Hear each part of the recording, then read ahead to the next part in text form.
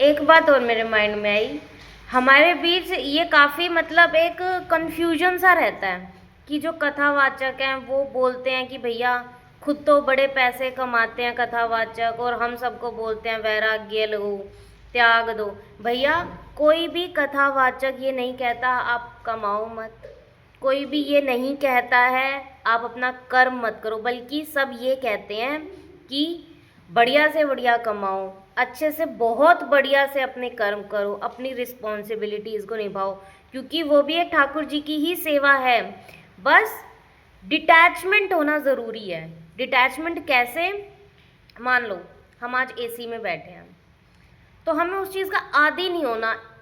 अगर वो ख़राब भी हो जाए किसी दिन, तो हमें ये नहीं कि हाय तौबा मचा दी कि भैया हम तो नहीं रह सकते, आतंक मचा रखा है घर में, तूफान मचा रखा है। तो ये चीज़ है कि ठीक है तो बहुत अच्छी बात है, अगर नहीं है तो समभाव में। जैसे गाड़ी में हम कहीं जा रहे हैं, गाड़ी से जा रहे हैं, किसी दिन हमें क्या पता गाड़ी अवेलेबल ना हो, हम ट्रेन में जाना हो हमें, तो उसमें भी समभाव में रहो। ये होता है डिटैचमेंट।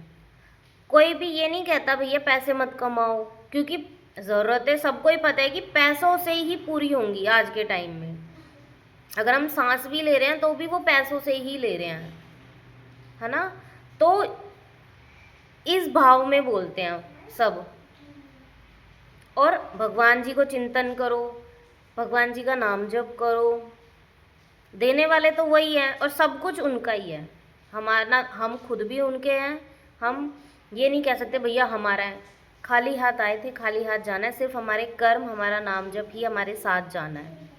तो जो कर्म हमें ठाकुर जी ने एक एग्ज़ाम करने भेजा है, जो है एग्ज़ाम में हमें पास ही नहीं होना, हमें फर्स्ट आना है। हमें ये कोशिश करनी चाहिए। और फर्स्ट कैसे आएंगे? अच्छे आचरण और समभाव में अपना कर्म करके, ठाकुर जी के आश्रित रह के। जय बिहारी जी की।